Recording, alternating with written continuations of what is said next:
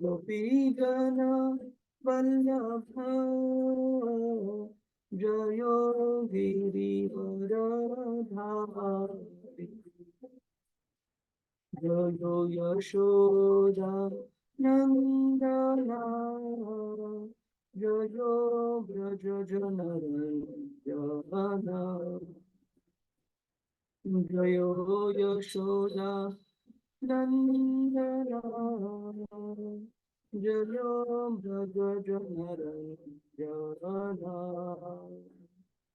जयो जमुना तीरवन चारी जयो कुंज बिहारी जयो यमुना तीरवनचारी जयो कुंज बिहारी जयो राधा माधव जयो कुंज बिहारी जयो राधा माधव जयो कुंज बिहारी नमो विष्णुपदाय कृष्णपृष्ठाय भूतले श्रीमते भक्तिवेदान्त स्वामिनिति नामिने नमस्ते सरस्वती देवे गौरवाणी प्रचारिणे निर्विशेषा शून्यवादी पाश्चात्य देशधारिणी जय श्री कृष्ण चैतन्य प्रभु नित्यानंद श्री अद्वैता गदाधर श्रीवासादि गौर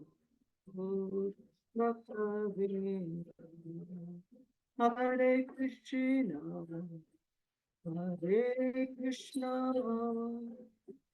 कृष्णा कृष्णा हरे हरे हरे राम हरे राम राम राम हरे हरे हरे कृष्णा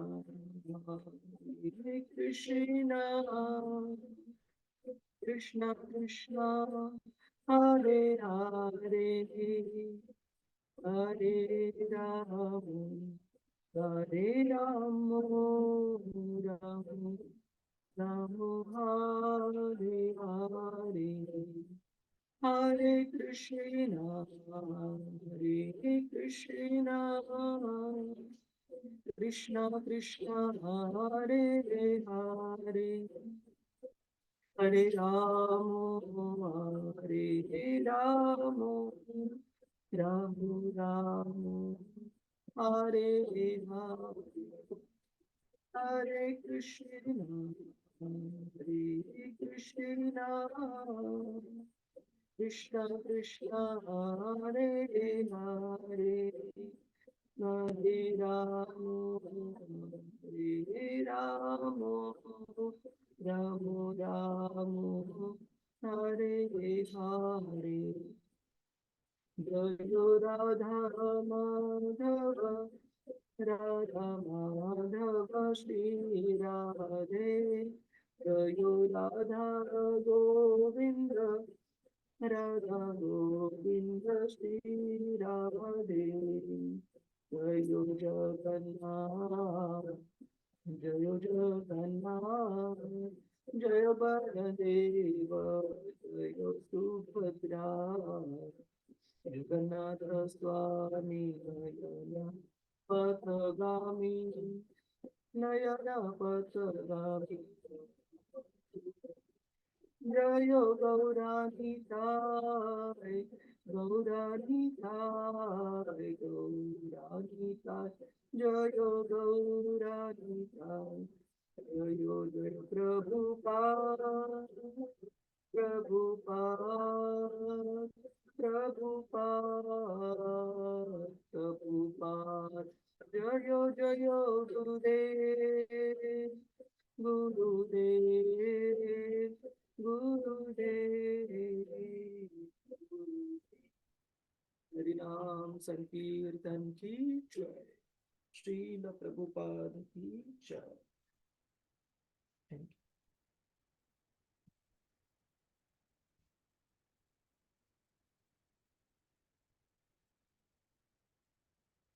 यू ओम नमो भगवते वासुदेवाय ओम नमो भगवते वासुदेवाय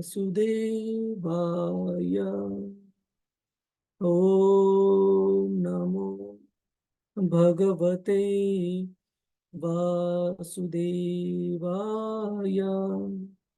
नारायणं नमस्कृत्य नरं चैव नरोत्तमं देवीं सरस्वतीं व्यासं ततो जयमुदीरये नष्टप्रायेषु अभद्रेषु नित्यं भागवत सेवया भगवतीरुत्तमश्लोके भक्तिर्भवति नैष्टिकी कृष्णाय वासुदेवाय देवकीनन्दनाय च नन्दगोपकुमाराय गोविन्दाय नमो नमः ॐ अज्ञानतिमिरन्धस्य ज्ञानाञ्जनशलाकया चक्षुरुन्मिलितं येन तस्मै श्रीगुरवे नमः श्रीचैतन्यमनोभीष्टं स्थापितं येन भूतले स्वयं रूप कदा मह्यं ददाति स्वपदान्तिकं वन्देऽहं श्रीगुरो श्रीयुतापदकमलं श्रीगुरुं वैष्णवांश्च श्रीरूपं सागरजातां सहगना रघुनाथान्वितं तं सजीवं साद्वैतं सावधूतं परिजनसहितं कृष्णचैतन्यदेवं श्रीराधा कृष्णपदान् सहगना ललिता श्रीविशाखान्वितांश्च हे कृष्ण करुणा सिन्धु दीनबन्धु जगत्पते गोपेश गोपिकान्त श्रीराधाकान्त नमोऽस्तु ते तप्त काञ्चन गौरांगी श्रीराधे वृन्दावनेश्वरी वृषभानुसुते देवी प्रणमामि हरिप्रिये वंशकल्पतरुभ्यश्च कृपा सिन्धुभ्य एव च पतितानां पावनेभ्यो वैष्णवेभ्यो नमो नमः नमः ॐ विष्णुपदाय कृष्णपृष्ठाय भूतले श्रीमते भक्ति वेदांत स्वामिन् इति नामिने नमस्ते सरस्वते देवी गौरवाणी प्रचारिणे निर्विशेष शून्यवादी पाश्चात्य देश तारिणे जय श्री कृष्ण चैतन्य प्रभु नित्यानंद श्री अद्वैत गदाधर श्रीवास आदि गौर भक्त वृंद हरे कृष्ण कृष्ण कृष्ण हरे हरे हरे राम राम राम हरे हरे हरे कृष्णा सर्व भक्तांचं स्वागत आहे आजच्या श्रीमद भागवतम चर्चेमध्ये भाग घेण्यासाठी तर आपण श्रीमद भागवतम स्कंद 1 7वा अध्याय याच्यावर चर्चा आपली सुरू आहे, ज्याचं शीर्षक आहे the son of Drona punished. Ashwatthama जो की द्रोणाचार्यांचा पुत्र आहे, परंतु फक्त पुत्र नात्यानेच आहे, गुणांनी नाहीये. गुणांनी अधपतन झालेले, जसं आपण मागच्या वेळेला पाहिलं. त्या द्रोणाचार्यांच्या मुलाला कशा प्रकारे शिक्षा झाली आणि का शिक्षा झाली,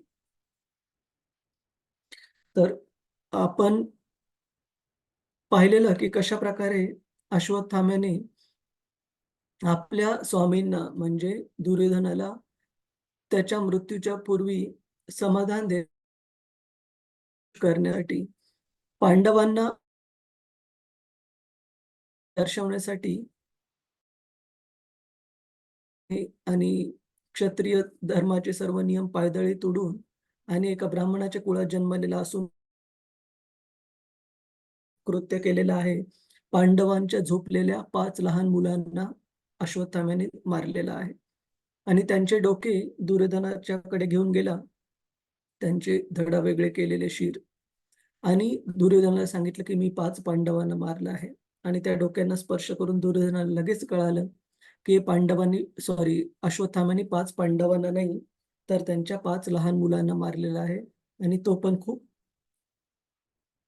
निराश झाला, की हे अश्वत्थाम्याने काय कार्य केलं, खूप चुकीचं काम केलेलं आहे.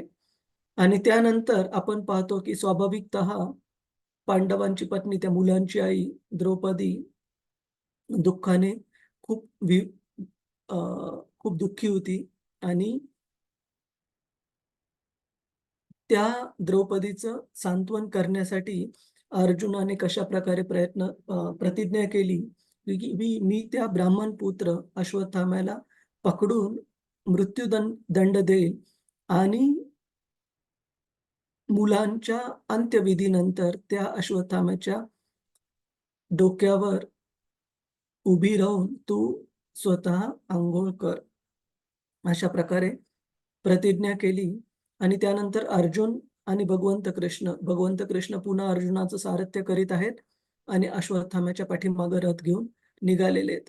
आणि त्यानंतर अश्वत्थाम्याने कशाप्रकारे मृत्यू जवळ आल्याचं समजताच एका डेस्परेशन म्हणजे कोणता उपाय राहिलेला नाही म्हणून पुन्हा एकदा चुकीचं कार्य दुसऱ्यांदा केलेलं आहे, की अर्जुनावर ब्रह्मास्त्र सोडलेलं आहे. आणि अशा वेळेला हे ब्रह्मास्त्र सोडल्यानंतर त्या ब्रह्मास्त्राचं जे तेज आहे ते सर्व दिशांमध्ये पसरलेलं आहे आणि अतिशय तीव्र तेज आहे आणि अर्जुनाला कळालं, की काहीतरी खूप मोठी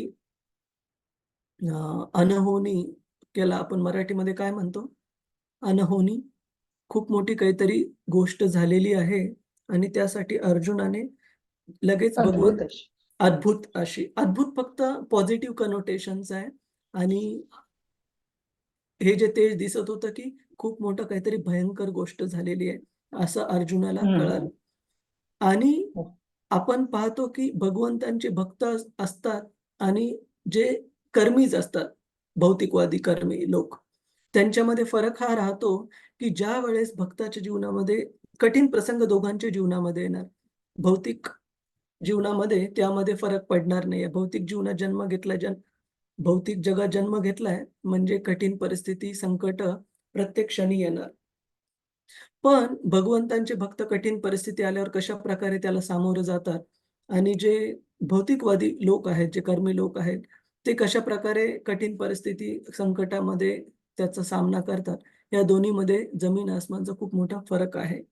आणि आपण पाहतो इथे, की भगवंतांच्या भक्तांच्या जीवनामध्ये संकट आल्यानंतर त्यांचं ज्याप्रमाणे एका लहान बाळाची सगळ्यात पहिला आश्रय असतो, ती म्हणजे त्याची आई. मग लहान बाळाला समोर वाघ जरी दिसला किंवा वीज जरी कडाडली किंवा अजून कोणतं संकट जरी दिसलं, तरी जोपर्यंत ते लहान बाळ आईच्या कुशीत आहे, त्याला बाकीच्या कोणत्या गोष्टीचं भय नाही वाटणार.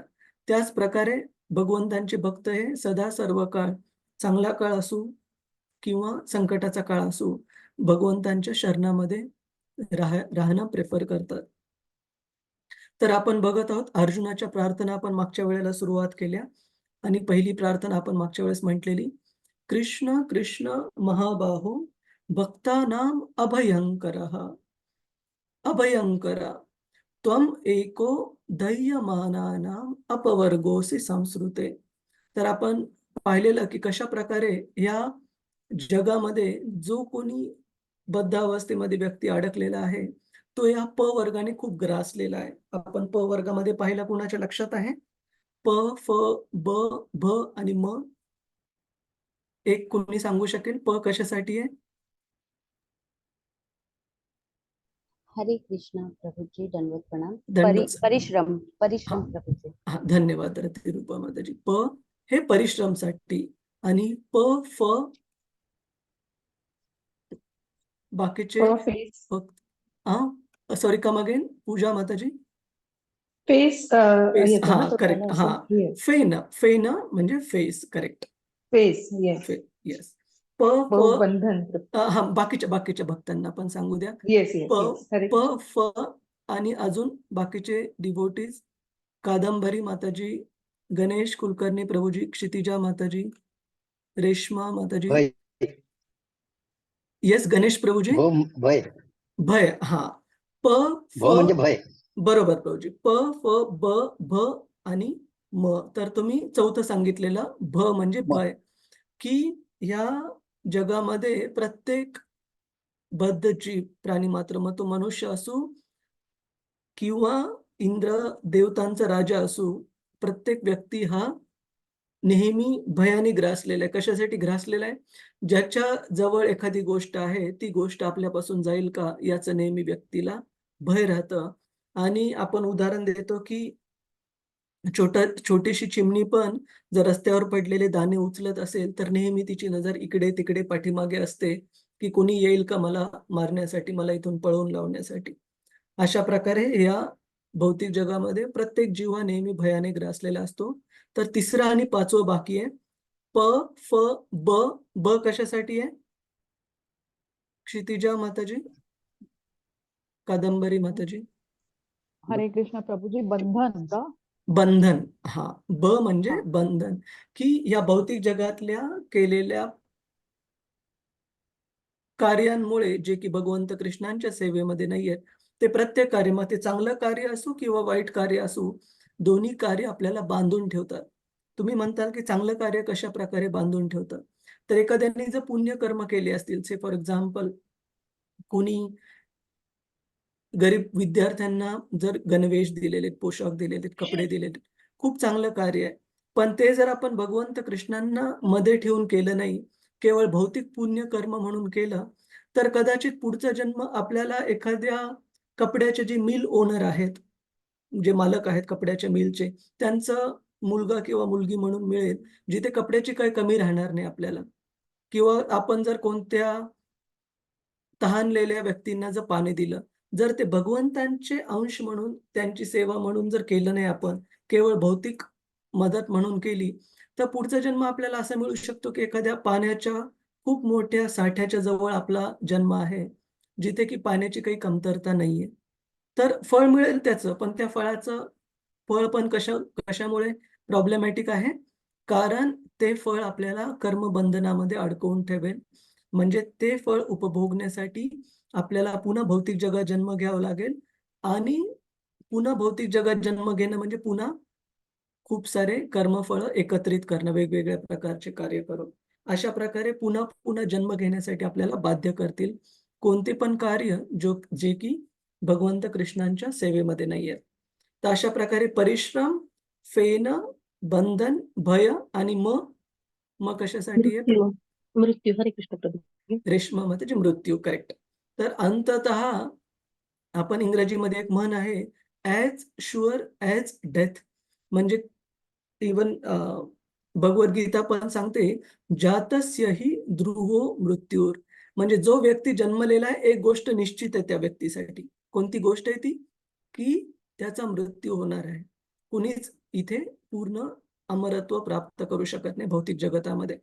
आणि कधी कसं होणार आहे ते पण मोर ऑर लेस प्रकृतीच्या 3 नियमांद्वारे ठरलेलं आहे. पण थोडाफार फरक होऊ शकतो त्यामध्ये, जर आपण भगवंतांच्या भक्तीस घेतलं तर. जसं की आपण युनिव्हर्सिटीमध्ये पाहतो, आपल्यापैकी काही जणांनी पाहिलं असेल की युनिव्हर्सिटीमध्ये 100 पैकी 40 मार्कांची पासिंग असते, पण काही मार्क असतात ग्रेस मार्क.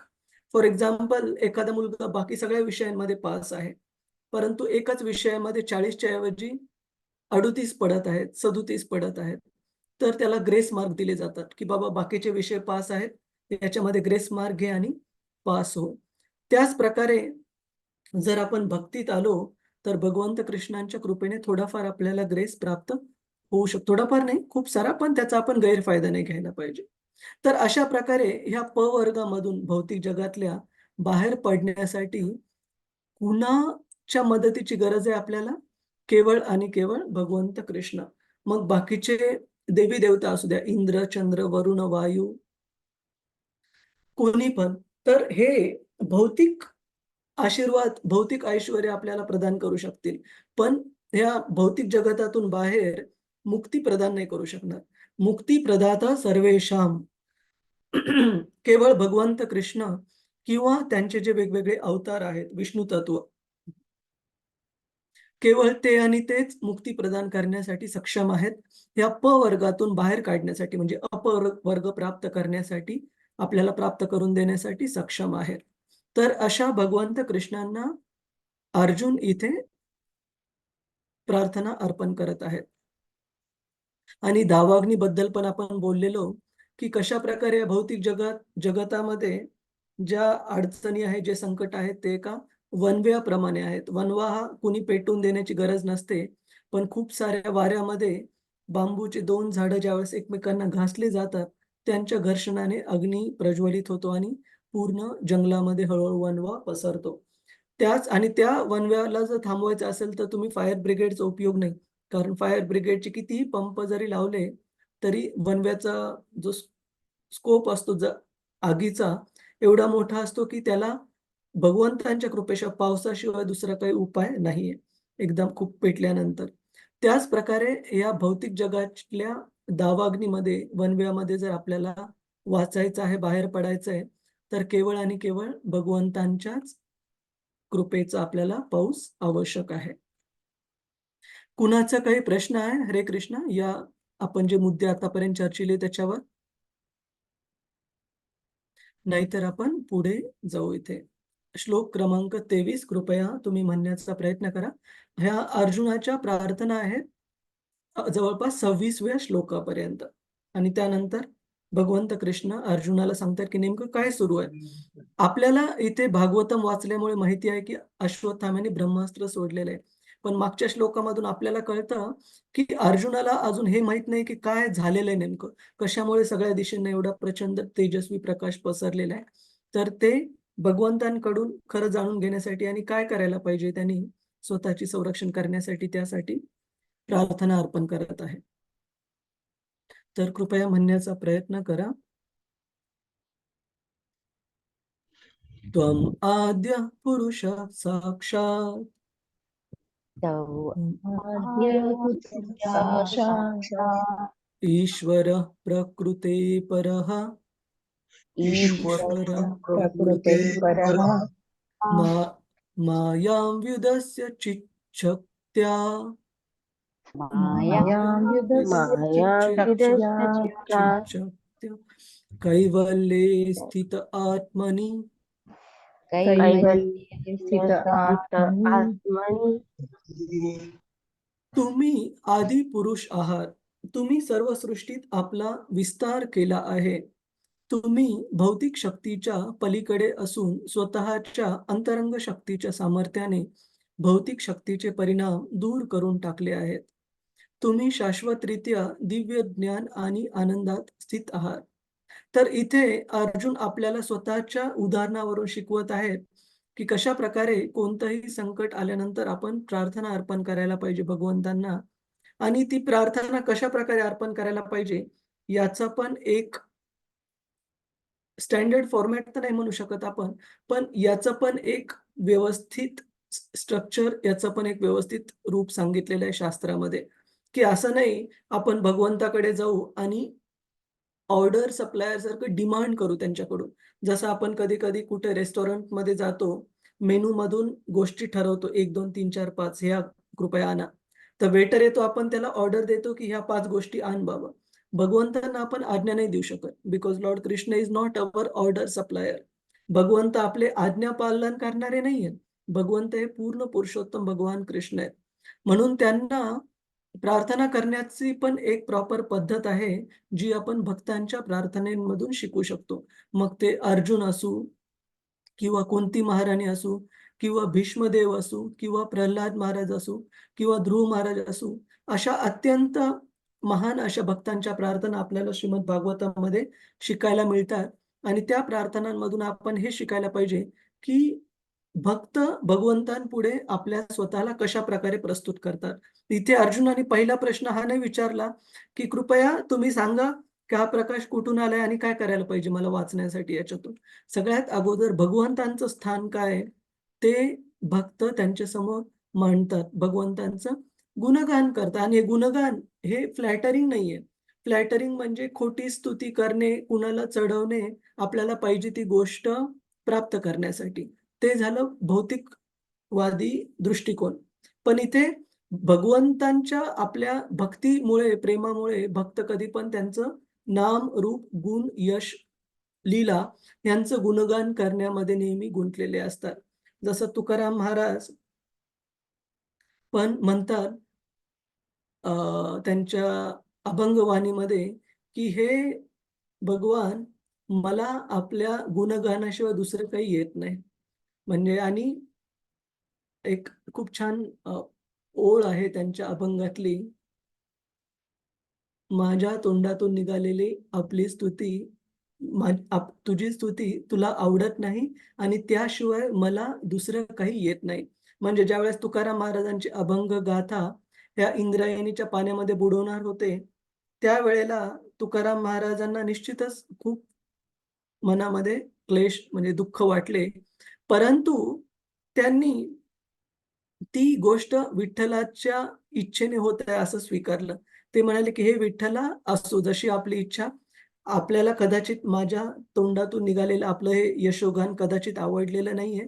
पण मी असा पतित जीव आहे, की मला या गुणगानाशिवाय दुसरं काही येत नाही. त्याच्यामुळे मी हे करत राहणार आपलं गुणगान."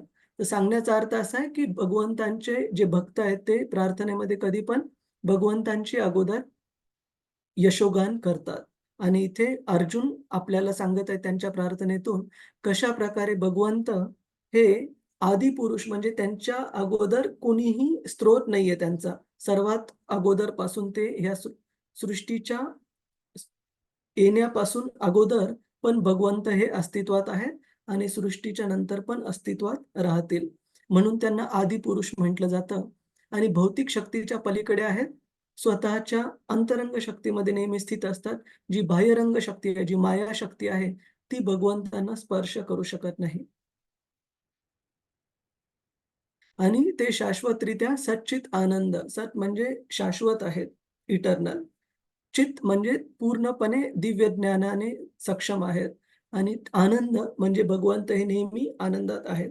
कधीही तुम्ही कृष्णाचा जो फोटो आहे, तो कधीही चिंतेमध्ये किंवा दुःखामध्ये, स्थितीमध्ये कधीही अनुभवणार नाहीत. कारण भगवंत हे नेहमी सच्चित आनंद आहेत. तुम्ही याचं तात्पर्य अ, पुन्हा स्वतः वाचून घ्या. हरे कृष्ण. आपण पुढे जाऊ. श्लोक क्रमांक 24.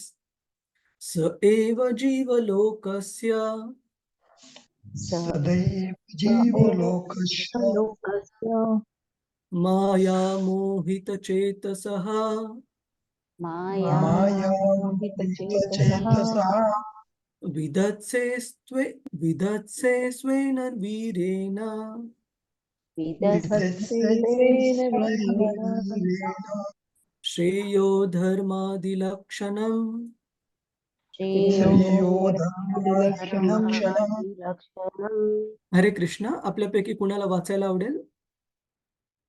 अनुवाद आणि तात्पर्य. हरे क्षितिजा. कृष्ण प्रभुजी. प्रभुपाद.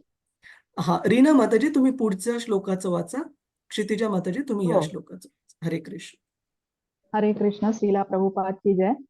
आणि जरी तुम्ही भौतिक शक्तीच्या सीमेपलीकडे आहात तरी भ्रमित झालेल्या बद्ध जीवांच्या आत्यंतिक कल्याणासाठी धर्माने लागू केलेल्या 4 मुक्तीच्या तत्वांचा निर्वाह करता. हरे कृष्ण. पूर्ण तात्पर्य आपण वाचू ना प्रभूजी? हा. पूर्ण पुरुषोत्तम भगवान श्रीकृष्ण आपल्या अकारण कृपेने प्रकृतीच्या 3 गुणांच्या प्रभावाखाली न येता या व्यक्त झालेल्या जगात अवतार घेतात. ते शाश्वतरित्या भौतिक अभिव्यक्ती पलीकडे आहेत. ते केवळ मायाशक्तीने मोहित झालेल्या पतितात्म्यांच्या उद्धारार्थ अकारण कृपेने अवतीर्ण होतात. बद्ध जीवांना भौतिक शक्तीची बाधा झालेली असल्याने ते खोटी कारणे पुढे करून तिचा सुख उपभोग घेऊ इच्छितात. परंतु जीव असा सुख उपभोग करण्यात कधीच समर्थ होत नाही. तो भगवंतांचा शाश्वत दास आहे. जेव्हा तो आपली स्थिती विसरतो तेव्हा तो भौतिक जगाचा उपभोग घेऊ इच्छितो. परंतु तो भ्रमात आहे. भगवंत भोक्तृत्वाचा असा खोटा भाव काढून टाकण्यासाठी आणि त्यांना भगवत धामाचे पथप्रदर्शन करण्यासाठी अवतरित होतात. पतित जीवांसाठी भगवंतांचा हाच पतित पावन स्वभाव आहे. हरे कृष्ण प्रभू. हरे कृष्ण. धन्यवाद. श्रील प्रभुपाद की जय. तर इथं भगवंतांची जी कृपा सांगितलेली आहे ती अकारण कृपा अशी सांगितलेली आहे आणि भगवान कृष्ण आपल्या अकारण कृपेने प्रकृतीच्या 3 गुणांच्या प्रभावाखाली न येता या व्यक्त झालेल्या जगात अवतार घेतात. कशासाठी अवतार घेतात? केवळ आणि केवळ पतित आत्म्यांच्या बद्ध जीवांच्या उद्धारासाठी. तर भगवंतांची ह्या भौतिक जगातल्या जीवांवर त्यांना भगवत धामात परत आणण्यासाठी प्रयत्न करणे ही कृपा का सांगितलेली आहे? तुम्ही एक साधी गोष्ट जस्ट विचार करा. फॉर एक्झाम्पल, असं समजा की आपल्याला आपल्या जीवनामध्ये सर्व काही घर बसल्या व्यवस्थित उपलब्ध आहे. For example food, clothing, shelter, अन्न, वस्त्र, निवारा, बाकीच्या ज्या कोणत्या जीवनातल्या गरजा असू द्या. तर आपण या जगातल्या बाहेरच्या लोकांच्या कल्याणासाठी किती प्रयत्न करू हा एक प्रश्नच आहे. कदाचित ज्या व्यक्तीचं हृदय स्वच्छ आहे, करुण आहे, तो जरूर मदत करण्याचा प्रयत्न तर करेल. परंतु तो मदतीचा प्रयत्न जरी केला तरी नियमित नियमाने आपण जाऊन दिवस आणि रात्र बाहेरच्या व्यक्तींच्या उद्धारासाठी काम कार्य करू का नाही हे शंकाच आहे. कार्य जरी केलं तरी किती मर्यादेपर्यंत करू? फॉर एक्झाम्पल, जर पॅन्डेमिक चालू आहे, इकडे-तिकडे साथ सुरू आहे आणि भयंकर धोका आहे, तो संसर्ग प्राप्त करून मृत्यू पण ओढवू शकतो. तर आपण अगोदर स्वतःला प्रोटेक्ट करायचं बघू आणि त्यानंतर जमलं तर जगाचा विचार करू. पण भगवंतांचे विचार करा तुम्ही. भगवंत हे सच्चित आनंद आहेत. ते पूर्णपणे शाश्वत आहेत. ज्ञानाने पूर्णपणे सक्षम आहेत आणि पूर्णपणे आनंदमय आहेत. तर त्यांना आपल्या समाधानासाठी, स्वतःच्या संतुष्टीसाठी अजून काही दुसरं करण्याची गरज नाहीये. परंतु तरी पण आपले अंश असलेल्या पतित जीवांसाठी नेहमी प्रयत्न करत असतात ते. कधी प्रयत्न करत असतात? नियमित. म्हणजे शास्त्र सांगतं, आपण मागच्या अध्यायामध्ये पण पाहिलं, ब्रह्माजींच्या प्रत्येक दिवशी ज्यावेळेस 1000 दिव्ययुग सायकल असतात, त्या 1000 दिव्ययुग सायकल जे चाललेले असतात त्याच्यामधले ब्रह्माजींच्या प्रत्येक दिवशी 28व्या दिव्ययुगाच्या सायकलमध्ये भगवंत कृष्ण हे स्वतः अवतरित होतात. म्हणजे ते दिवस प्रत्येक दिवस ब्रह्मांडामध्ये ब्रह्माजींच्या प्रत्येक दिवशी अवतरित होत आहेत आणि केवळ अवतरित नाही होत आहेत, तर पतित जीवांच्या उद्धारासाठी, तुम्हा माझ्यासारख्या सर्व जीवांच्या उद्धारासाठी शास्त्रांच्या द्वारे ते आपल्याला प्रस्तुत करत आहेत. आपल्या भक्तांच्या द्वारे, त्यांच्या प्रचार प्रसाराद्वारे भगवंत आपल्याला स्वतःला आपल्यासमोर प्रस्तुत करत आहेत. एवढंच नाही, तर मी जसं पहिलं उदाहरण दिलं, की कोणताही पतित जीव असेल त्याला मदतीसाठी आपण कुठपर्यंत जाऊ? तुम्ही जस्ट इमॅजिन करा, प्रभुजीज, माताजीज, आपला कितीही जवळचा मित्र असू द्या, त्याचं जर अधःपतन झालं, की आपण किती जीवनामध्ये खूप डिग्रेडेशन, खूप जास्त अधःपतन होत असेल, तर एका स्तराला आपण पण त्याला मदत करण्यासाठी विचार करू, की बाबा खरंच शक्य आहे का मदत करणं त्याला? पण भगवंत कृष्णाचा आपण विचार करा, की आपल्यापैकी काही जीव जे भगवंतांचे अंश आहेत, त्यांच्या पापकर्माने, त्यांच्या चुकीच्या प्रकारच्या कार्याने कधी-कधी काही जीवांना खूप घाणेरड्या जीव अवस्थेमध्ये पण जन्म घ्यावा लागतो. जसं की घाणीमधले काही कीटक असू, जंतू असू, काही असू. पण त्या कीटकांच्या, जंतूंच्या हृदयामध्ये पण भगवंत परमात्मा म्हणून वास करतात. म्हणजे त्या जीवाचं एवढं अधःपतन झालेलं आहे, की एका घाणीमध्ये तो कीटक म्हणून जन्म घेतलेला आहे. पण भगवंत तरीही त्याची साथ सोडत नाहीत. परमात्मा म्हणून नेहमी त्याला मार्गदर्शन करतात, त्याला मदत करण्यासाठी नेहमी तयार राहतात, की बाबा तुला जर हळू-हळू प्राणी जीवनामध्ये, पशु जीवनामध्ये, कीटक जीवनामध्ये तर जी फ्री विल, इंडिपेंडंट जी स्वतंत्रता राहते, खूप कमी होऊन जाते आणि मुख्यतः स्वतःला जिवंत ठेवणे आणि हळू-हळू दुसऱ्या जीवांमध्ये जन्मजन्मांतर होत राहणे एवढंच सुरू राहतं. पण मनुष्य जन्मामध्ये आपल्याला एक भगवंतांच्या कृपेने संधी उपलब्ध आहे, हा विचार करण्याची की कशाप्रकारे ह्या 84 लाख योनींमधून मनुष्य जन्म कशाप्रकारे विशेष आहे आणि भक्ती भगवंतांची पालन करण्याची आणि भगवत धामात जाण्यासाठी. तर भगवंत केवळ जीवांसाठीच नाही, तर मनुष्यासाठी पण एवढ्या सगळ्या प्रकारे आपली कृपा प्रदान करतात, जेणेकरून त्या कृपेचा लाभ घेऊन आपण भगवत धामात शाश्वत जीवन प्राप्त करू शकू. भगवंतांप्रमाणेच आपल्याला पण सच्चित आनंद देह प्राप्त करता यावं. या कारणासाठी भगवंत कृष्णांची जी कृपा आहे, ती अकारण कृपा सांगितली केवळ आणि केवळ पतित जीवांच्या उद्धारासाठी. कुणाला काही प्रश्न आहे? हरे कृष्ण. कशाप्रकारे ज्यावेळेस एखादा जीव पतित शरीरामध्ये त्याला जन्म घ्यावा लागतो, पण भगवंत कशी त्याची साथ सोडत नाहीत. आणि आपण आपल्या कितीही जवळचा मित्र असला, त्या स्तरावर कधीच जाऊ शकणार नाही. ज्या स्तरावर भगवंत आपल्या अंशासाठी नेहमी उपस्थित राहतात.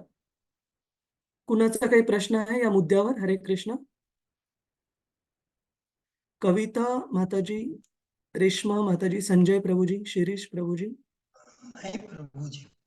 ठीक आहे. आपण पुढे जाऊ. श्लोक क्रमांक 25. तर आता 25व्या 26व्या श्लोकामध्ये अर्जुनाच्या प्रार्थना भगवंतांबद्दलच्या संपतील. त्याचप्रमाणे या कोणत्या माताजींना सांगितलं होतं मी? रीना माताजी. हा माताजी. तुम्ही अनुवाद आणि तात्पर्य वाचा श्लोक क्रमांक 25.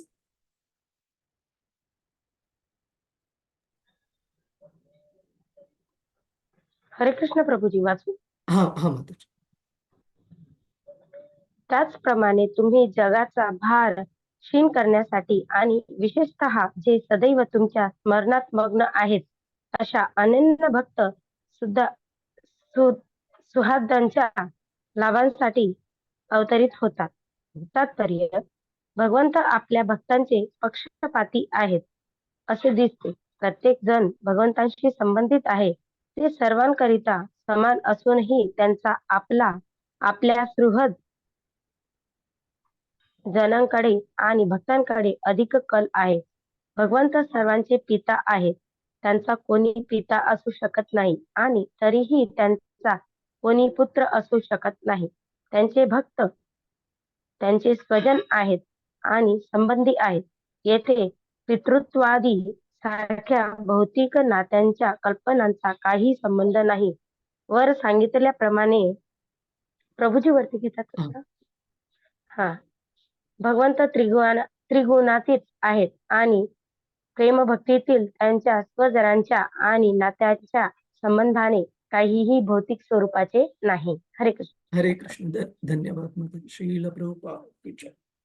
तर इथे सांगितलेलं आहे की 2 वाक्य महत्वाचे आहेत. भगवंत भक्तांबद्दल इन्क्लाइंड आहेत का?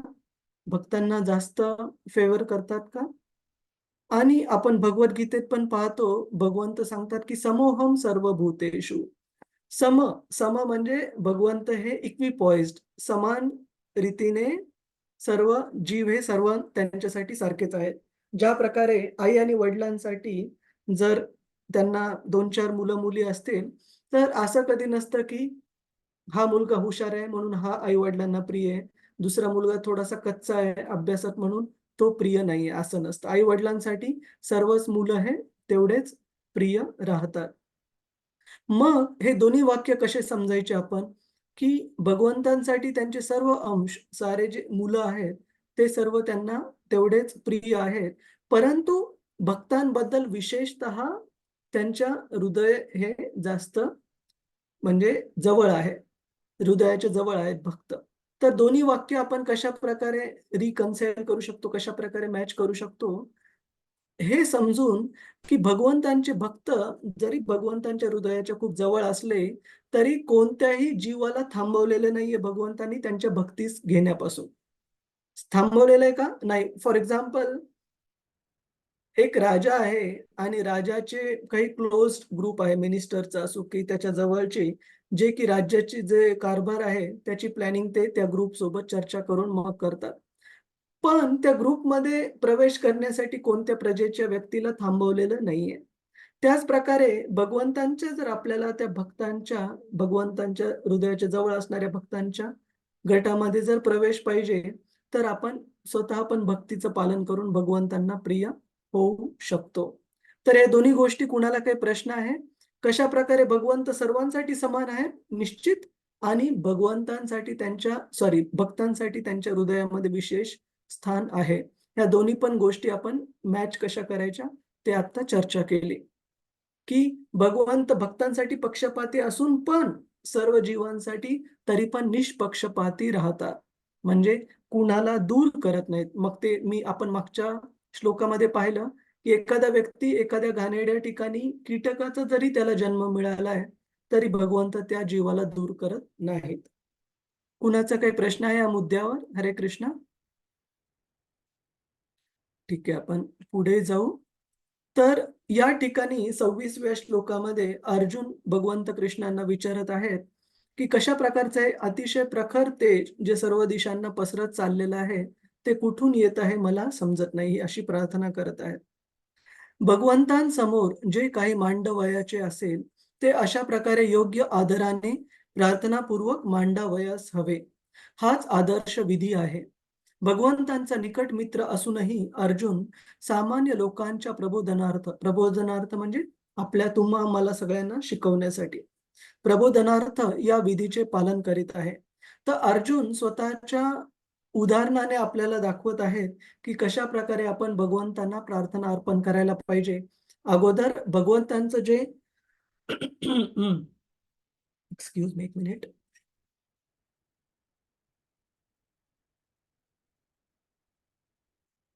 भगवंतांचा जो दिव्य स्तर आहे, त्याच्यासाठी अगोदर अर्जुनाने प्रार्थना अर्पण केल्या आणि भगवंतांची जी बद्ध जीवांवर करुणा आहे, त्याबद्दल प्रार्थना अर्पण केल्या. आणि त्यानंतर आत्ता जो प्रश्न आहे अर्जुन स्वतःचा तो मांडत आहे, की हे तेज सर्व दिशांना जे पसरत आहे, ते काय सुरू आहे आणि कुठून येत आहे? हे प्रश्न भगवंतांना विचारत आहे. मग आता भगवंत कृष्ण उत्तर देत आहेत, की नेमकं काय सुरू आहे, काय प्रकार सुरू आहे. श्री भगवान उवाच. श्री भगवान उवाच. वेत्थ इदं द्रोणपुत्रस्य इदं द्रोणपुत्रस्य ब्राह्मम् अस्त्रं प्रदर्शितं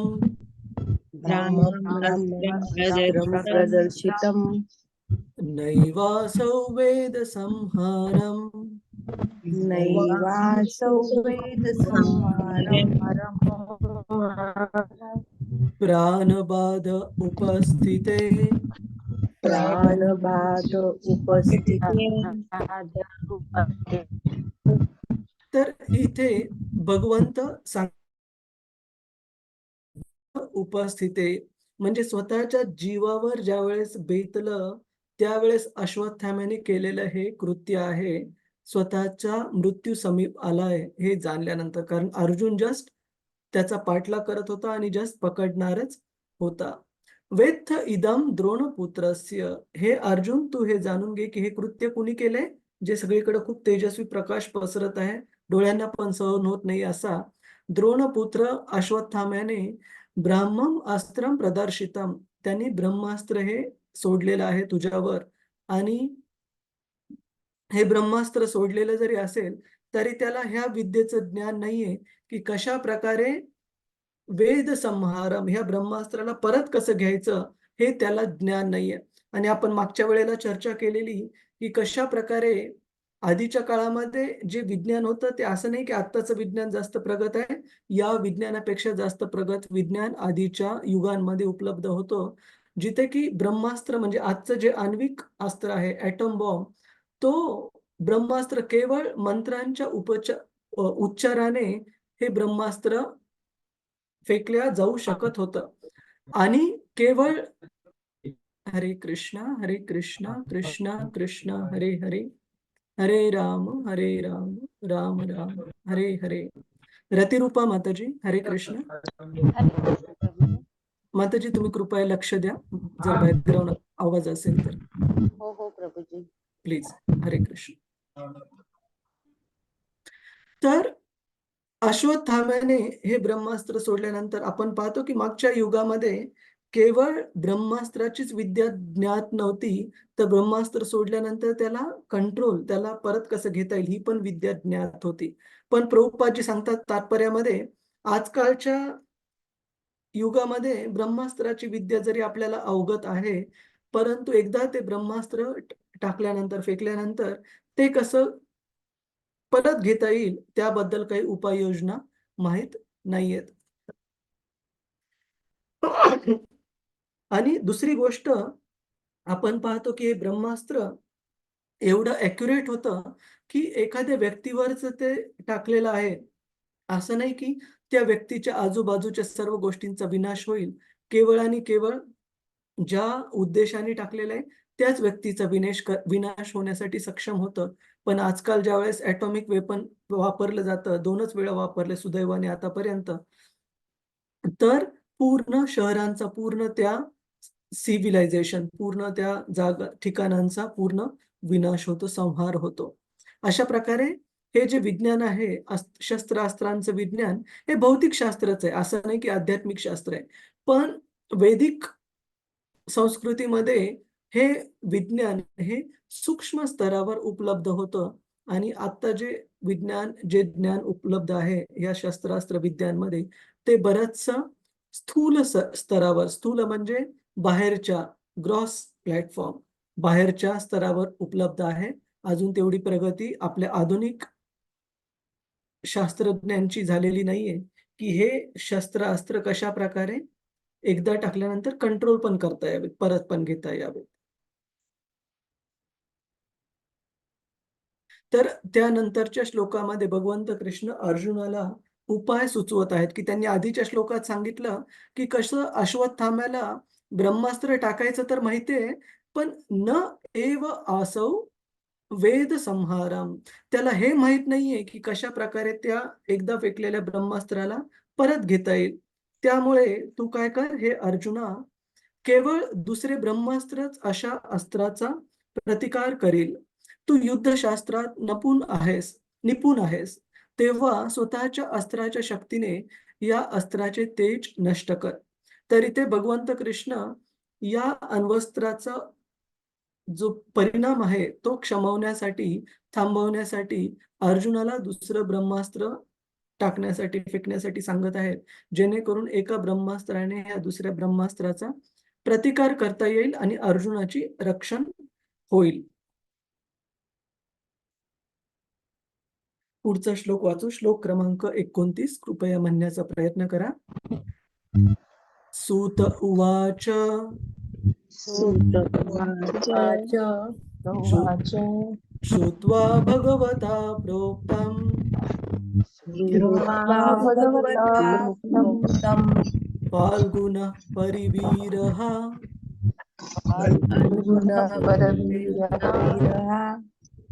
स्पृष्ट्वा पस्तं परिक्रम्य परिक्रम्य ब्राह्मं ब्रह्मास्त्रं संदधे ब्राह्मं ब्रह्मास्त्र हरे कृष्ण. आपल्यापैकी कुणाला वाचायला आवडेल हा श्लोकाचा अनुवाद आणि पुढचा श्लोकाचा अनुवाद? प्रांजली माताजी, कादंबरी माताजी, कविता यादव माताजी, संजय हरे प्रभू. हरे कृष्ण प्रभुजी. हरे कृष्ण मी वाचू संजय का? प्रभू. कविता माताजी तुम्ही पुढचं वाचा 31व्या. ठीक आहे. ओके हरे प्रभू. हरे कृष्ण. येस संजय प्रभू. हरे कृष्ण प्रभुजी. हरे कृष्ण. सूत गोस्वामी म्हणाले, हरे कृष्ण प्रभुजी. हरे शील कृष्ण. शील प्रभुपाद की जय.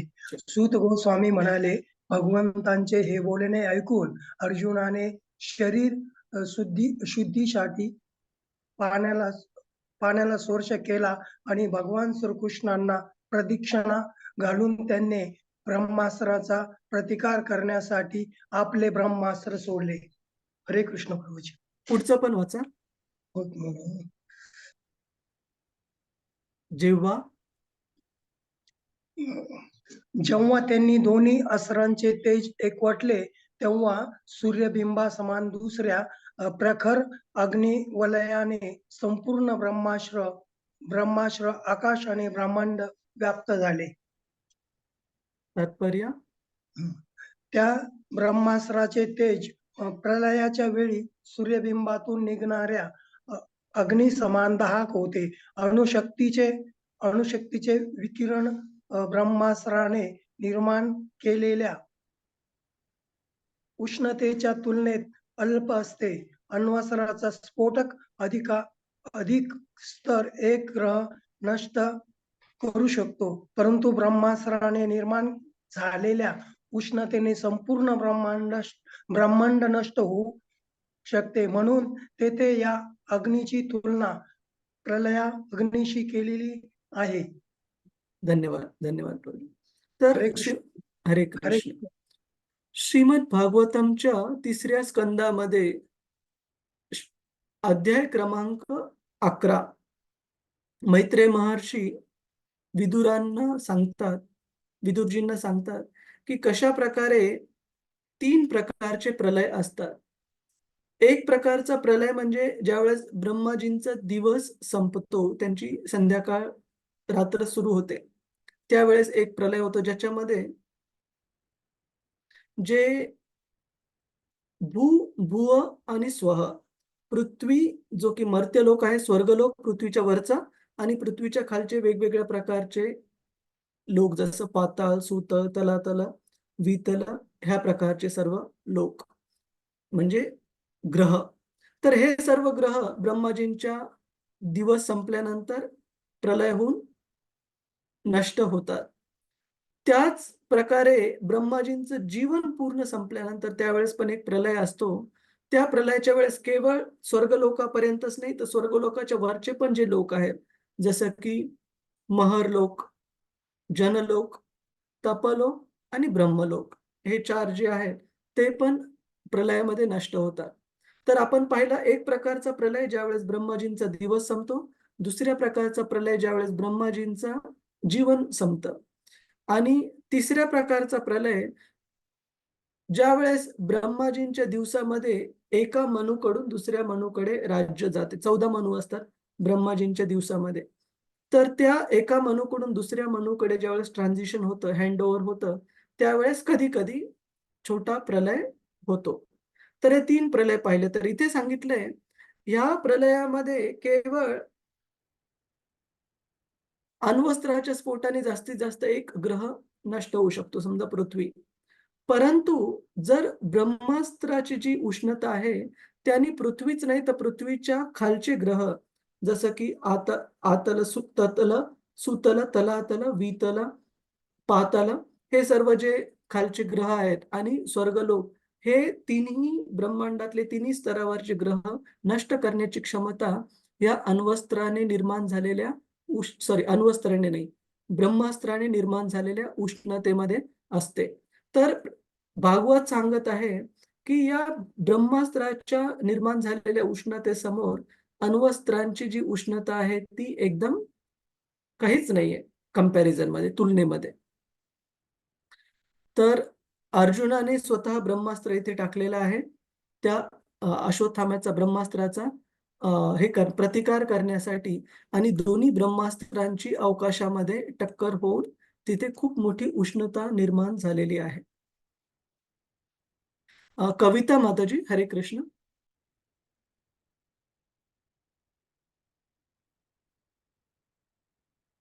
हरे कृष्ण प्रभूजी. हरे कृष्ण. येस माताजी. डायरेक्ट हे वाचू ना? हा, अनुवाद हा. वाचा. Okay okay. त्या आयुधाच्या उष्णतेमुळे त्रैलोक्यातील प्रजाजन बाजू निघाले. त्यावेळी प्रलयासमयी उत्पन्न होणाऱ्या सांवर्तक अग्नीची सर्वांना आठवण झाली. तात्पर्य: ब्रह्मांडातील वरील भागात स्थित असलेले, मध्यावर स्थित असलेले आणि खालील भागात स्थित असलेले असे 3 लोक आहेत. जरी ब्रह्मास्त्र पृथ्वीवर सोडण्यात आले होते, तरीही दोन्ही अस्त्रांच्या उष्णतेने संपूर्ण ब्रह्मांड व्याप्त झाले आणि भिन्न भिन्न लोकातील प्रजाजनांना तेव्हा सांवर्तक अग्नीच्या भयंकर दाहकतेचा अनुभव आला. म्हणून सर्व ग्रहावर प्राणीसृष्टी आहे. अल्पबुद्धी असणारे भौतिकवादी समजतात तसे नाही. हरे कृष्ण हरे प्रभूजी. शील धन्य प्रभुपाद की जय. जय जय श्रील प्रभू. धन्यवाद माताजी. तर इथे सांगितलेलं आहे की ज्या वेळेस प्रलय येतो, 3ऱ्या स्कंदामध्ये परत आपण जाऊया, जो आपण रेफर केलेला 11वा अध्याय. तिथे सांगितलेलं आहे की प्रलय कशा प्रकारे सुरुवात होतो.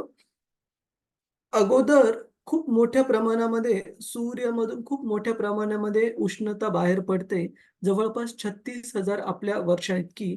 आणि त्यानंतर 36,000 वर्षे कंटिन्युअसली बिना थांबा खूप जोरात पाऊस पडतो आणि पूर्ण जे ब्रह्मांड आहे, इमॅजिन करा 36,000 वर्ष पाऊस, सूर्य चंद्राचा प्रकाश नाहीये, पूर्ण ब्रह्मांड हे पावसाने, म्हणजे जे ग्रह नष्ट पावणार आहेत, पूर्ण पाण्याने भरले जातात. तर ह्या दोन्ही ब्रह्मास्त्रांच्या एकमेकांना भिडण्यामुळे झालेली जी उष्णता आहे, त्या उष्णतेने जे वरचे ग्रह पृथ्वीच्या स्वर्गलोक वगैरे, पृथ्वी आणि पृथ्वीच्या खालचे ग्रह, या ग्रहावरील राहणाऱ्या सर्व लोकांना असं वाटलं की संवर्तक अग्नी, जो की प्रलयाच्या वेळेस प्रज्वलित होतो आणि ज्या अग्नीच्या प्रभावाने सर्व जीव मात्र हे नष्ट होतात, अशा संवर्तक अग्नीच्या भयंकर दाहकतेचा अनुभव सर्व जीवमात्रांना आला. आणि याच्यावरून प्रभुपादजी सांगत आहेत, कारण भागवत सांगत आहे की पूर्ण ग्रहावरच्या सर्व जीवांना याचा अनुभव आला. यावरून हे निश्चित होतं की माणसाची जी कल्पना आहे की दुसऱ्या ग्रहांवर सृष्टी आहे का नाही, ते शास्त्र आपल्याला सांगत आहे. काय आहे? प्रत्येक ग्रहावर प्राणी सृष्टी आहे. आपल्याला आपल्या भौतिक साधनांनी कदाचित ते माहीत करून घेण्यासाठी मर्यादा असतील, परंतु शास्त्रांच्या ज्ञानावर आपण विश्वास ठेवून हे समजू शकतो की सर्व ग्रहांवर प्राणीसृष्टी उपलब्ध आहे. म्हणजे असं नाही की पृथ्वीवर राहणारे आपणच एकटे या ब्रह्मांडामध्ये राहत आहोत. इथे सांगितले प्रत्येक ठिकाणी राहणारे सृजन आहेत. जसं की एक उदाहरण सांगतो मी आपल्याला, कशा प्रकारे हे शक्य आहे. आपण लहानपणी आमच्या लहानपणी पाहिलं असेल आपण, डॉक्टर इंजेक्शन देताना कधी पण सुई उकळत्या पाण्यात टाकायची. आपल्याला कधी लक्षात आहे? लहानपणी इंजेक्शन घेताना डॉक्टरांना सुई उकळत्या पाण्यातून काढताना पाहिले, लक्षात आहे आपल्या? हो हो हो. कारण त्यावेळेस स्टरलायझेशनची पद्धत जी माहिती होती डॉक्टरांना, की त्यांना वाटायचं की उकळत्या पाण्यात सुई गरम केल्याने सर्व जीवजंतू हे नाश पावतील. पण नंतर त्यांना कळालं की उकळत्या पाण्यामध्ये पण काही जीवजंतू जिवंत राहू शकतात. म्हणून त्यांनी स्टरलाइज नीडल म्हणजे नवीन सुई वापरण्यासाठी कंपल्सरी केलं. आता जर कोणी डॉक्टरनी केलं उकळत्या पाण्यात, तर त्याला सस्पेंड करतील. का? कारण संसर्ग होण्याचा धोका आहे. अशा प्रकारे जर उकळत्या पाण्यामध्ये जसे जीव राहू शकतात, तसंच विज्ञानाने हे पण अजून एक गोष्ट माहिती झाली विज्ञानाला आता, की there is something called as fire bacteria also. म्हणजे फक्त उकळत्या पाण्यातच नाही, साक्षात अग्नीमध्ये पण जीव जिवंत राहू शकतात. फायर बॅक्टेरिया तुम्ही गुगलवर आपलं चर्चा झाल्यावर सर्च करा, तुम्हाला त्याचं डिटेलमध्ये पाहायला मिळेल. तर सांगण्याचा अर्थ हा, की भगवंतांनी वेगवेगळ्या जीवांना दिलेले शरीर असे आहेत, की जे वेगवेगळ्या वातावरणात तग धरू शकतात, वेगवेगळ्या वातावरणात राहू शकतात. जसं की आपलं शरीर हे काही मर्यादेपर्यंत आपण थंडी सहन करू शकतो, काही मर्यादेपर्यंत उष्णता सहन करू शकतो. तर आपलं शरीर पृथ्वी, वायू, जल, अग्नी, आकाश या पंचमहाभूतांनी बनलेलं आहे आणि पृथ्वी हा घटक जास्त प्रमाणामध्ये आहे. जल हा घटक जास्त प्रमाणामध्ये. आपल्या शरीराचं 70% 65 ते 70% वजनाचा भाग हा द्रव रूपात आहे, लिक्विड फॉर्ममध्ये आहे. त्याच्यामुळे आपल्याला पाणी पिणं नियमित आवश्यक आहे. तर सांगण्याचा हेतू हा, की प्रत्येक जीवाला अशा प्रकारचं शरीर दिलंय, की त्या ठिकाणी ते तग धरू शकतील, जगू शकतील. जसं आपण हिमालयाच्या बर्फाच्छादित प्रदेशांमध्ये किंवा बाकीच्या जगातल्या बर्फाच्छादित प्रदेशामध्ये बघतो, की मनुष्याला तिथं जाणं पण धोकादायक आहे, की थंडीने जीव जाऊ शकतो. पण तिथं राहणारे बरेच प्रकारचे प्राणी आहेत. स्नो लेपर्ड आहे. अजून स्नो गोट आहे, की जे बर्फाच्छादित प्रदेशामध्ये राहणाऱ्या बकऱ्या आहेत, मेंढ्या आहेत, वाघ आहेत. कशा प्रकारच्या आहेत, की त्यांच्या शरीरावर अशी व्यवस्था केलेली आहे, की नैसर्गिकरित्या त्यांचं थंडीपासून संरक्षण व्हावं. तर अशा प्रकारे शास्त्र आपल्याला सांगतं, की सर्व ग्रहांवर त्या ग्रहाच्या वातावरणाप्रमाणे राहण्याची क्षमता असणारी शरीर प्राप्त केलेली सृष्टी उपलब्ध आहे. तर हे जाणणं चुकीचं आहे, की केवळ पृथ्वी लोकावरच सृष्टी आहे. तर आपण एक श्लोक अजून पाहू 32वा आणि त्यानंतर इथे आजचं कन्क्लूड करू.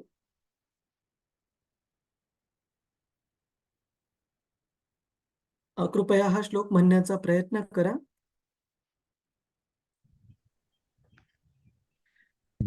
प्रजा उपद्रवम् आलक्ष्य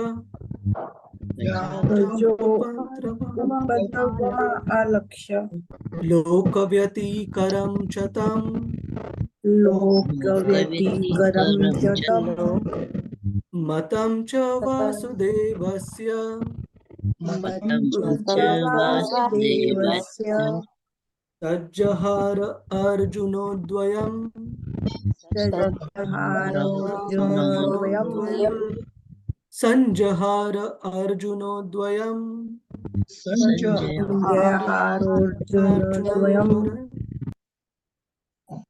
याप्रमाणे प्रजाजनांना होत असलेला उपद्रव व ग्रह लोकांचा सन्निकट आलेला विनाश, सन्निकट म्हणजे जवळ आलेला, निकट आलेला, सन्निकट आलेला विनाश पाहून श्रीकृष्णांच्या इच्छेप्रमाणे अर्जुनाने त्वरित दोन्हीही ब्रह्मास्त्रांना आवरून घेतले. म्हणजे अश्वत्थाम्याच्या विरुद्ध अर्जुनाचा एक फरक होता, की त्याला केवळ ब्रह्मास्त्र सोडणं माहित नव्हतं, तर त्याला कसं आवरून घेता येईल, पुन्हा परत घेता येईल ते पण माहिती होतं. तर अशा प्रकारे 2 ब्रह्मास्त्र जेव्हा एकमेकांना भिडले आणि खूप सारा उष्णता, प्रकाश निर्माण झाला, त्यावेळेस अर्जुनाने दोन्ही ब्रह्मास्त्रांना आवरून परत घेतले, जेणेकरून लोकांना त्रास होणार नाही आणि त्यांचा विनाश होणार नाही. आधुनिक अण्वस्त्रांच्या स्फोटामुळे सर्व जगताचा नाश होईल. हे मत म्हणजे पोरकट कल्पना आहे. प्रथमतः जगताचा नाश करू शकेल इतके सामर्थ्य अणुशक्तीमध्ये नाही. दुसरे हे, की अखेरीस सर्व भगवंतांच्या इच्छेवर निर्भर आहे.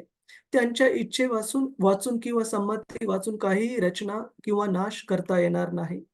निसर्गाचे नियम हे सर्व शक्तिमान आहेत, असे मानणे मूर्खपणाचे आहे. भौतिक प्रकृतीचे नियम भगवंतांच्या निर्देश अंतर्गत आहेत. यास भगवद्गीतेत आधार आहे. भगवंत म्हणतात, की मया अध्यक्षेण प्रकृती सूयतेस चराचरम्, की हे अर्जुन त्यांच्या अध्यक्षतेखाली, त्यांच्या नियंत्रणाखाली भौतिक प्रकृती कार्य करते. यास भगवद्गीतेत आधार आहे.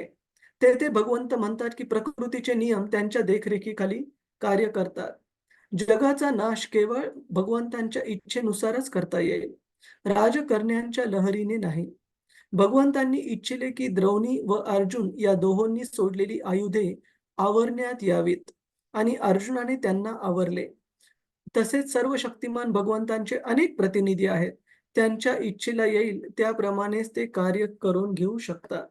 इथे प्रभुपादजी सांगत आहेत, की अण्वस्त्रांची जी नाश करण्याची क्षमता आहे ती कितीही अनंत असली तरीही भगवंतांच्या इच्छेने मान्य केल्याशिवाय हे अण्वस्त्र पूर्ण जगाचा विनाश करू शकत नाहीत. कारण हे भौतिक जगत माणसाच्या नियंत्रणावर नाही चालत आहे.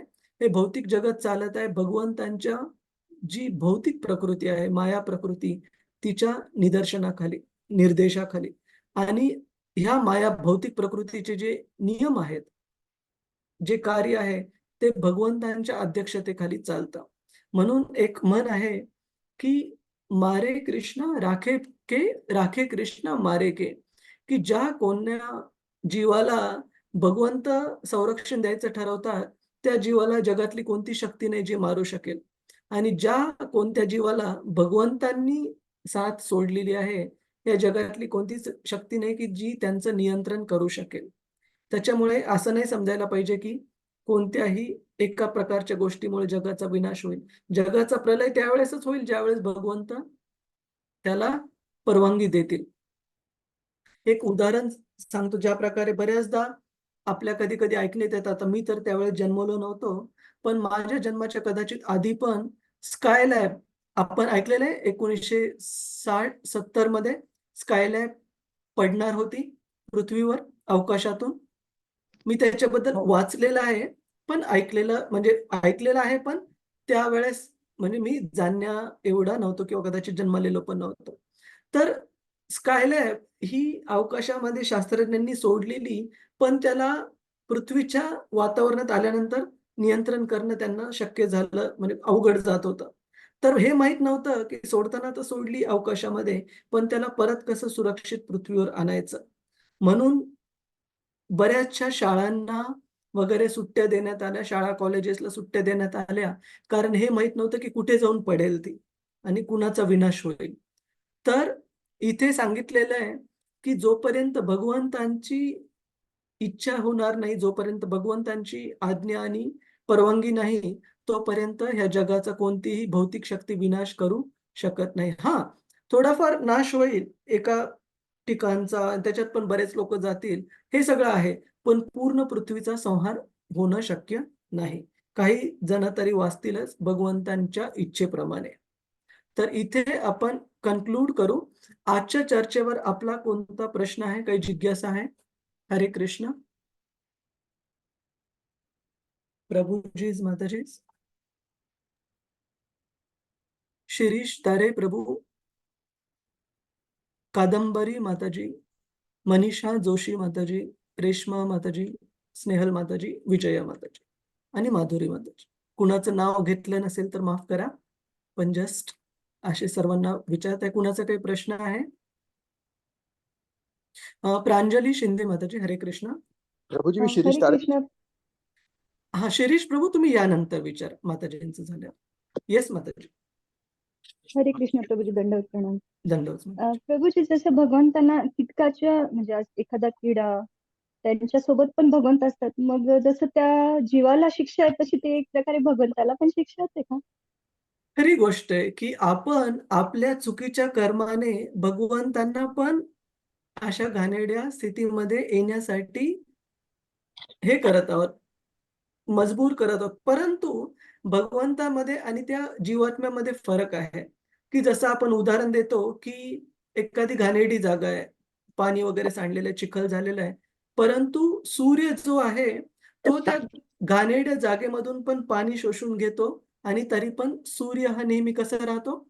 शुद्ध राहतो. कधीही त्याला कोणता संसर्ग किंवा घाण लागते का सूर्याला? नाही.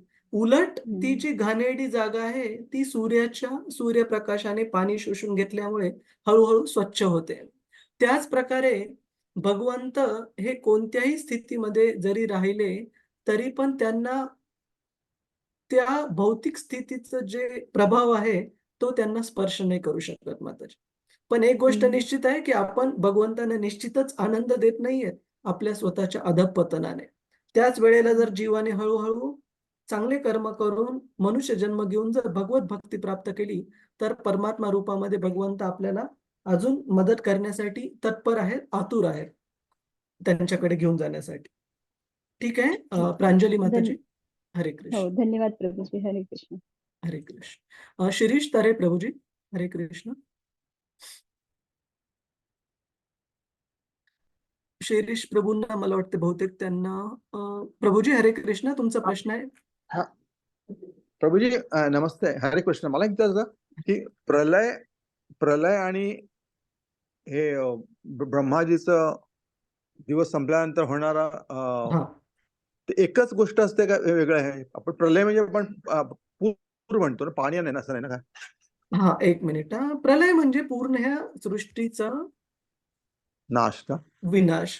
तर ह्या विनाश. सृष्टीचा विनाश तुम्हाला स्क्रीन दिसत आहे माझी हो 14 प्लॅनेटरी सिस्टम. तर हो मी याला थोडं मोठं करतो. एक मिनिट. ओपन होत आहे का? उप्स, खूप मोठं झालं.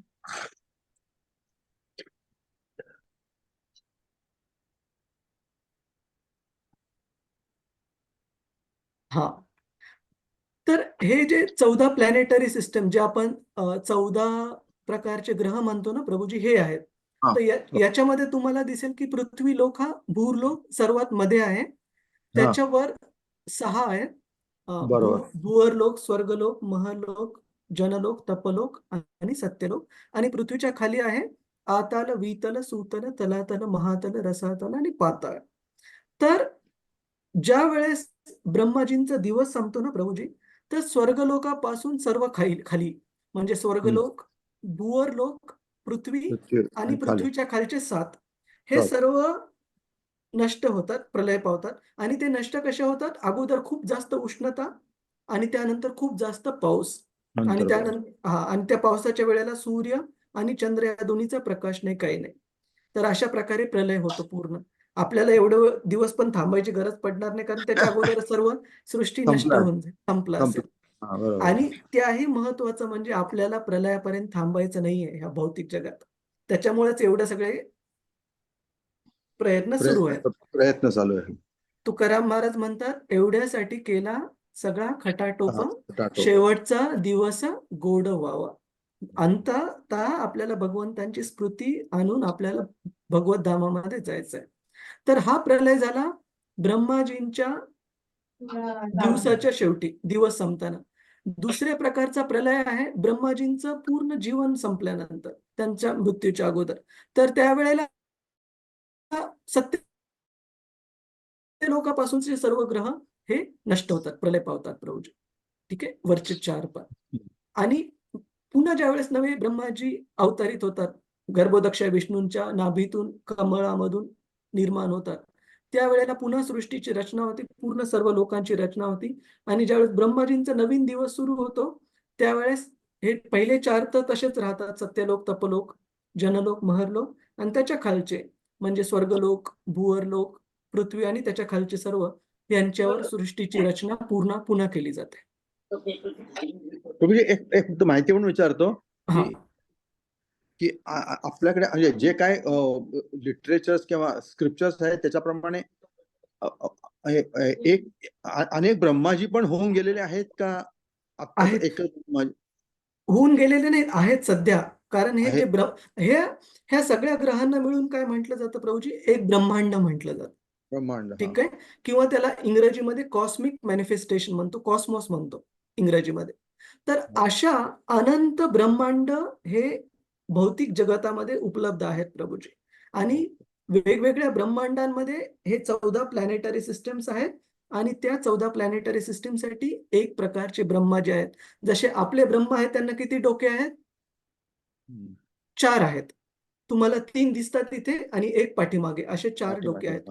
तर अशा प्रकारे वेगवेगळ्या ब्रह्मांडामध्ये भागवतात वर्णन आहे की काही ब्रह्माजींना 10 डोके, काहींना 20, काहींना 100, काहींना 1000, काहींना मिलियन्स एवढ्या डोक्यांचे पण ब्रह्मा वेगवेगळ्या ब्रह्मांडांमध्ये उपस्थित आहेत. ठीक आहे. तर आणि तेवढे जीव पण उपस्थित आहेत भौतिक जगतामध्ये. ठीक आहे प्रभूजी. Okay, thank you. हरे कृष्ण. कृष्ण. अजून कुणाला काही प्रश्न आहे? हरे कृष्ण. ठीक आहे, खूप खूप धन्यवाद आपल्या सगळ्यांनी आजच्या श्रीमद भागवतम चर्चेमध्ये भाग घेण्याबद्दल. वंश कल्पतरुभ्यश्च कृपा सिंधुभ्येव च पतितानां पावनेभ्यो वैष्णवेभ्यो नमो नमः. अनंत कोटि वैष्णव वृंद की जय, वैष्णव ठाकुर की जय, श्रील प्रभुपाद की जय। हरे कृष्ण। हरे कृष्ण। हरे कृष्ण सादर प्रणाम हरे हरे कृष्ण कृष्ण। प्रभू. सादर प्रणाम थँक्यू कृष्ण सादर हरे प्रणाम कृष्ण। प्रभू. हरे कृष्ण प्रभू. हरे कृष्ण. धन्यवाद. हरे कृष्ण हरे प्रभू. कृष्ण हरे कृष्ण.